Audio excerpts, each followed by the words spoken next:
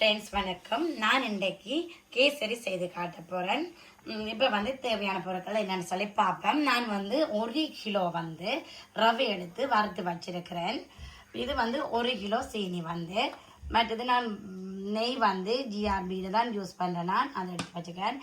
தேவையான அளவு நாங்கள் உப்பு சேர்க்கலாம். மற்றது கோகனட் மில்க் இது தான் எடுத்து வச்சிருக்கிறேன். நார்மலாகவே நான் இப்போ டின் இதெல்லாம் செய்யலாம். அது திக்கானதான் நல்லாயிருக்கும். வாட்டர்லேயும் தண்ணியிலையும் நார்மலாக செய்வேன். ஆனால் தண்ணியில் செய்கிறது பெருசாக டேஸ்ட் இருக்கிறதில்ல. அது ஏதோ எனக்கு அது பெட்டராக தெரியல. நான் நார்மலாகவே செய்கிறது மில்கில் தான். நீங்கள் டின்னில் எடுக்காடி கூட அங்கே தேங்காயில் என்ன சொல்ல கூட ஸ்ரீலங்காவோ எல்லாம் நார்மலாகவே நிறைய தேங்காயில் செய்யலாம். அப்படி தான் நானும் அதில் லேர்ன் பண்ணினேன்னா நீங்கள் தேங்காய் நல்லா புழிஞ்சிட்டு எந்த பால் எடுக்கிறனாலும் தேங்காயை புழிஞ்சு நல்லா கட்டி பாலாக எடுத்துட்டு அந்த பாலையும் நல்ல வடிவா சூடாக்கி போட்டு இளம் சூடாவே நீங்கள் அதை சேர்க்கலாம். அதே மாதிரி 6 மேசக்கரண்டி நான் நெய் எடுத்து வச்சுக்கேன். தேவையான சொன்னா நான் இப்போ செய்யும் போது காட்டுறேன். என்ன எடுப்பேன். நான் காய்ச்சி 75 கிராம் எடுத்து வச்சுக்கிறேன். 50 கிராம் பிளம்ஸ் எடுத்து வச்சுக்கிறேன். மற்றது நான் கடை நார்மலாக ஒரேஞ்சில் தான் நான் செய்கிறேன். நான் இன்றைக்கு நான் ஜெல்லோ எடுத்து வச்சுக்கிறேன். ஜெல்லோவில் ட்ரை பண்ணி பார்ப்போம். அப்போ அதுவும் நாங்கள் கொஞ்சம் தண்ணியில் எடுத்து கரைச்சி வச்சோம்னு சொன்னால் ஓகே இருக்கும். அது நான் அளவுக்கு தான் உங்களுக்கு இந்த டிஷ்ஷால் இப்போ நாங்கள் எந்த டிஷ்ஷால் ரவை எடுக்கிறோமோ அதே அளவு டிஷ்ஷாலேயே நாங்கள் சீனி சேர்க்கணும். அதுக்காக தான் நான் இதில் அளவு எடுத்து வச்சிருக்கிறேன். இப்போ சட்டி சூடாயிட்டு இப்போ நான் நெய் கொஞ்சம் சேர்க்கிறேன். பார்த்தீங்கன்னா நெய் நல்லா மெல்ட் ஆகிட்டு நான் இப்போ காஜு எல்லாத்தையும் நான் சேர்க்கிறேன்.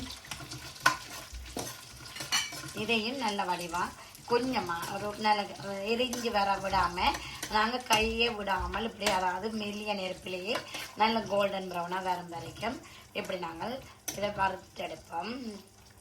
நான் நான் அதில் போட்டு பொறிக்கே காட்டுறேன்னு சொன்னால் ஆனால் நான் எடுத்துட்டேன்னு சொன்னேன்.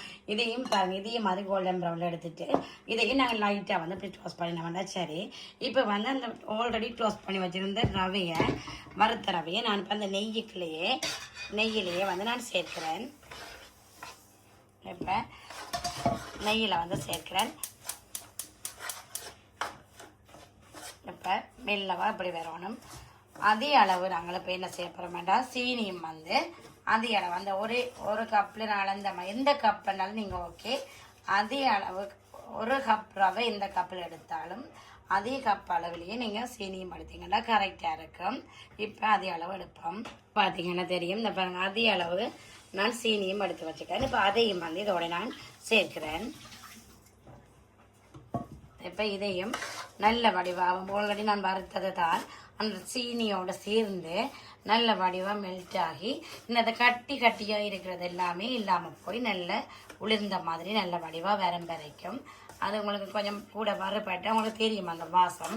அதை பார்க்கல நீங்கள் அதை நிற்பாட்டினா சரி. இப்போ ஒரு 2 மினிட்ஸ் மெல்லிய நேரத்தில் இப்படி வறுப்போம். ஓகே, இதில் சரியாக 400 ml இருக்குது. உங்களுக்கு பார்த்தீங்கன்னா தெரியும். சொல்லி 400 ml இருக்குது. இப்போ அதையும் நான் இப்போ நீங்கள் 1 கப்பில் நார்மலாகவே செய்கிறேன்னு சொன்னால் நீங்கள் அரை டீன் எடுத்தால் ஓகே. இப்போ நான் 1 கிலோவில் செய்கிறபடியாக பாருங்க நல்ல திக்காக தான் இருக்குது. அந்த இப்படியான ஓட்டரியாக வர்றது நாங்கள் அதை எடுத்து விட்டுறலாம்.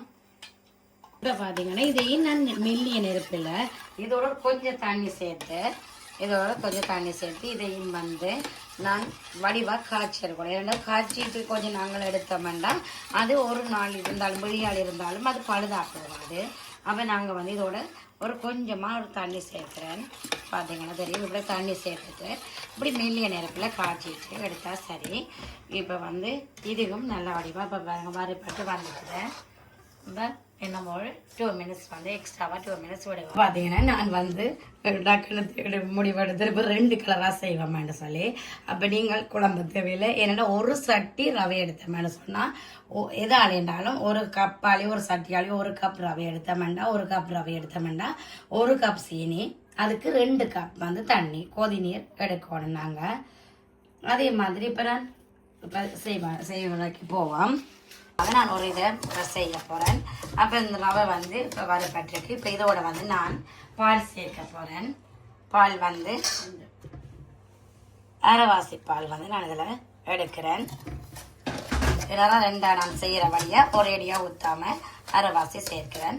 அதோட வந்து கொதிச்ச நீர் வந்து நீர் வந்து அதே அளவுக்கு அப்பால் வந்து தண்ணியும் வந்து இதான வந்து நான் 2 கப் வந்து நான் சேர்த்து வந்து இதை மெல்லிய நெருப்புலையே இருக்கணும். அதை மட்டும் நாங்கள் பார்க்கணும். அப்புறம் வந்து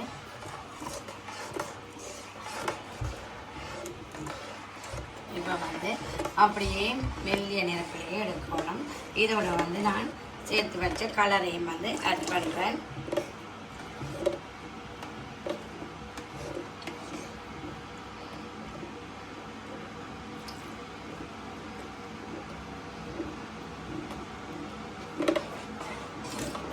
இன்னும் கொஞ்சம் தண்ணி நான் சேர்க்கணும், 1 கப் வந்து. இப்போ வந்து மிச்ச தண்ணியை வந்து நான் இதுக்குள்ள சேர்க்கிறேன். சரியா, நீங்கள் 2 கப் எடுத்தீங்கன்னா தான் இந்த பர்ஃபெக்டாக இருக்கும். உங்களுக்கு பீசஸ் ஆக்குறதுக்கு வந்து ஈஸியாக இருக்கும். இது நான் ஜெலோ கலர் தான் சேர்த்துருக்கிறேன். இதில் வந்து இப்போ வந்து நான் அரைவாசி கஜு வந்து சேர்க்கிறேன்.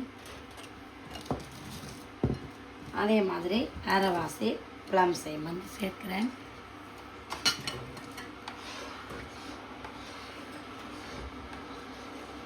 இதோட நீ 2 மேசக்கரண்டி வந்து நான் நெய் சேர்க்க போகிறேன்.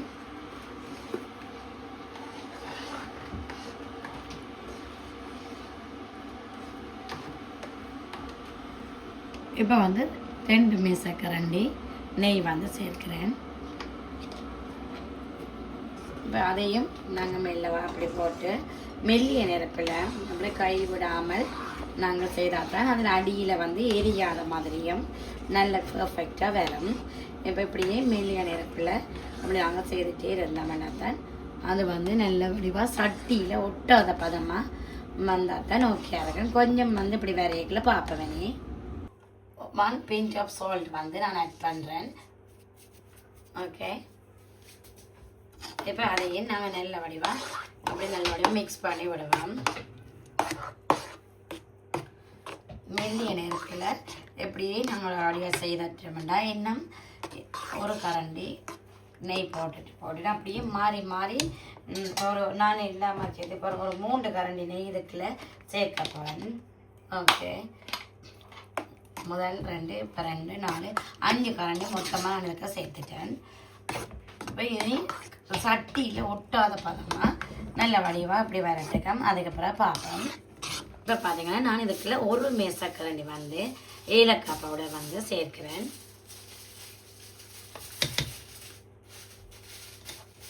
இப்போ அதையும் நல்ல வடிவாக நாங்கள் மிக்ஸ் பண்ணி இப்படி எடுக்கணும். சட்டியில் ஒட்டாத பதம் தர நினைக்கும் நாங்கள் வந்து நல்ல வடிவாக மிக்ஸ் பண்ணி எடுக்கணும். பார்த்தீங்கன்னா தெரியும், அதே அளவு தண்ணி நீங்கள் எடுத்தீங்கன்னா அது பர்ஃபெக்டாக குக் பண்ணி வரவும் கரெக்டாக இருக்கும். நீங்கள் பீசஸ் டைம் ஈஸியாகவும் இருக்கும் உங்களுக்கு. இப்போ வந்து மெல்லிய நெருப்பில் நான் அப்படியே கை விடாமல் செய்துட்டு இருக்கணும். இல்லை அடியில் வந்து எரிஞ்சிடும். அதனால் நாங்கள் வந்து கை விடாமல் வந்து செய்துட்டு இருக்கணும். இப்போ கொஞ்சம் இதை செய்த பிறகு பார்ப்போம். ஓகே, இன்னும் ஒட்டி வர விட்டு ஒட்டாத பதம் வர நினைக்கும். அப்படி விட்டுட்டு சட்டியில் இப்படி ஒட்டாமல் அப்படி வரைக்கல பார்ப்போம்.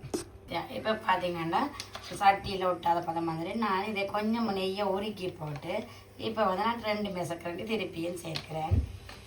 பார்த்தீங்கன்னா நல்ல வடிவாக அந்த சட்டியில் ஒட்டாத மாதிரி வரையுது. இன்னும் வந்து நல்லோட வந்து கொஞ்சம் நெய் வந்து சேர்க்கிறேன்.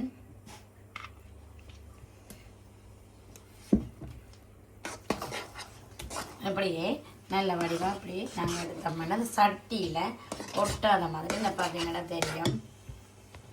எப்படி பார்த்தீங்கன்னா இந்த சட்டியில் ஒட்டாத மாதிரி இருக்குது. பார்த்தீங்களா,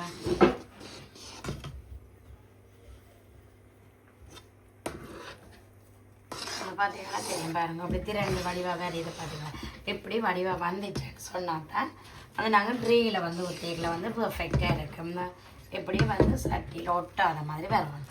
பார்த்தீங்கன்னா இந்த பாருங்க நல்ல வடிவாக எப்படி சட்டியில் நாங்கள் பாருங்க ஒட்டாத பதமாக எப்படி நல்ல வடிவாக வந்துட்டுது. இப்போ இனி நான் வந்து கேக் ட்ரேயில் சேஞ்ச் பண்ண போகிறேன். பார்த்தீங்களா எப்படி வந்துட்டேன்னா உங்களுக்கு அது பர்ஃபெக்ட். பார்த்தீங்கன்னு சொன்னால் நான் ட்ரேயில் வந்து ஊற்றிட்டேன். இப்போ இதை வந்து கொஞ்சம் டைம் வந்து நான் இப்படியே ஆற விடுறேன். ஆற விட்ட பிறகு பீசஸ் ஆக்கிட்டு பார்ப்போம். அதே நேரத்துக்கு வந்து நான் மற்றதை வந்து ரெடி பண்ண போகிறேன். பார்த்தீங்கன்னா இது நான் இப்படி ஊற்றின மாதிரி இப்போ இதே மாதிரி மெத்தடில் நான் அது உங்களுக்கு காட்டில இந்த சேம் தானே இதே மாதிரியே அதையும் செய்து போட்டு ஆனால் நான் ஆரஞ்சு கலர் வந்து அதில் சேர்த்து செய்ய போகிறேன் சேம் மெத்தட் தான் அப்போ அதையும் செய்து போட்டு இப்படி கேக் ட்ரேயில் ஊற்றிட்டு பார்ப்போம் இப்போ பார்த்தீங்கன்னா நான் கேக் ட்ரேயில் வந்து ஊற்றிட்டேன் ரெண்டையுமே இந்த பார்த்தீங்கன்னா இந்த ஜெலோவும் இந்த ஆரஞ்சும் இப்போ ரெண்டும் ஓகே இப்போ நாங்கள் எங்களுக்கு விரும்பிய சைஸில் வந்து நாங்கள் வந்து இதை கட் பண்ணலாம் இப்போ பார்த்தீங்கன்னா இப்போ பார்த்தீங்கன்னா இப்போ இந்த பீசஸை நான் கட் பண்ணி வச்சுக்கேன் இனி நாங்கள் ஆறினா தான் அது பர்ஃபெக்டாக இருக்கும் சர்வ் பண்ணதுக்கு இப்போ நம்ம வந்து இப்போ பார்த்தீங்கன்னா இந்த பார்த்தீங்கன்னா பீசஸை நான் கட் பண்ணி எடுத்துட்டேன் எல்லாமே நான் 2 கலரில் தான் செய்தேன் நான் இப்போ பார்த்தீங்கன்னா இதே மாதிரி நீங்களுமே ஒரே அளவை வச்சு 2 கலரோ இல்லாட்டி 3 கலரோ செய்து இப்படி நீங்கள் சர்வ் பண்ணினீங்கன்ட்டு ஓகேயா இருக்கும் ஏதாவது பார்ட்டிகளுக்கு நிறைய பேர் இந்த வீடியோவை வந்து பார்க்குறீங்க தேங்க்யூ ஸோ மச் பார்த்துட்டு இருக்க எல்லாருக்குமே தேங்க்யூ ஸோ மச் ப்ளீஸ் எனக்கு வந்து சப்ஸ்கிரைப் பண்ணுங்க அதோட என்னோட வீடியோ பற்றி நீங்கள் என்ன மாதிரி கமெண்ட் பண்ணுங்க மற்றது வந்து நான் என்ன மாதிரியான சொல்லி கமெண்ட் பண்ணிங்கன்னா வேறு வீடியோக்களை நான் போட்டுட்டு இருப்பேன் உங்களுக்கு எது தேவையோ அதையும் போட்டுட்டு இருப்பேன் நிறைய பேர் பார்க்குறீங்க அதுதான் ப்ளீஸ் நான் திருப்பியும் அதை தான் சொல்கிறேன் நீங்கள் சப்ஸ்கிரைப் பண்ணிட்டு பாருங்க அது வந்து எனக்கு ஒரு மோட்டிவேஷனாகவும் இருக்கும் ஹாப்பியாகவும் இருக்கும் அடுத்தடுத்த வீடியோ செய்கிறதுக்கு எல்லாருக்குமே தேங்க்யூ ஸோ மச் அடுத்த வீடியோவில் சந்திக்கிறேன் தேங்க்யூ பாய்